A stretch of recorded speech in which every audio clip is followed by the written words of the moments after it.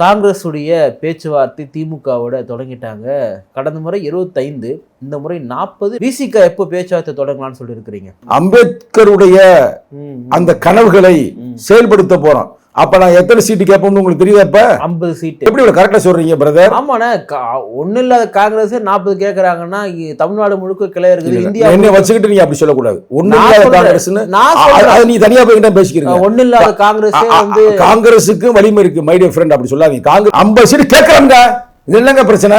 குடுக்குறாங்க அப்புறம் மாத்திரம் 50 கேட்போம். நம்ம டபுள் டிஜிட் கொடுக்குறாங்க கொடுக்கலன்னு போற போக்குள்ள இங்க அடிக்கப்படாது. நீங்க 6 வாங்கியிருக்கீங்க, 6 ஒரு 2 12 18 கூட பரவாயில்ல. ஸ்ட்ரைட்டா 50 நாங்க கேட்போம் அப்படின்னா அது எப்படி? யார் நீங்க தானே சொன்னீங்க. நீங்க மக்களுடைய ஒரு பிரதிநிதி, நான் விருப்பப்படுறேன். ரைட்டா? உங்களை மாதிரிங்க ஒவ்வொரு துணை கேமராமேன் கேட்போம், அந்த தம்பி எந்த கட்சி என்னன்னு தெரியாது, அந்த தம்பி 50 சீட் கேட்கலாமாப்பா, இந்த ஆமான்றாரு. கடந்த தேர்தல் என்ன பண்ணிட்டாங்கன்னா, இந்த ஐபேக்னு ஒரு திருட்டு பைய வந்து அவனே ஒரு சீட்ல கூட ஜெயிக்க முடியல, டெபாசிட் போச்சு. யாரும் தெரியுதா? பிகே அவர் பேர் சொல்லுங்க. ஐபேக் கிஷோர். அந்த பைய வந்து விடுதலை சிறுத்தைகளை காலி பண்ணணும், அதுக்குன்னே காசு கொடுத்து கூட்டியாந்து இருக்கிறாங்க. சாதி வரி என்ன சாதின்னு தெரியுமில்ல உங்களுக்கு? எனக்கு தெரியாதுண்ணே. தெரியாதா? தெரியாது. ஐயப்பையவே அப்படியா? ஐயனே நல்ல ஐயன்னு இருப்பேன், திருட்டு ஐயன்னு இருப்பேன், பிராட ஐயன்.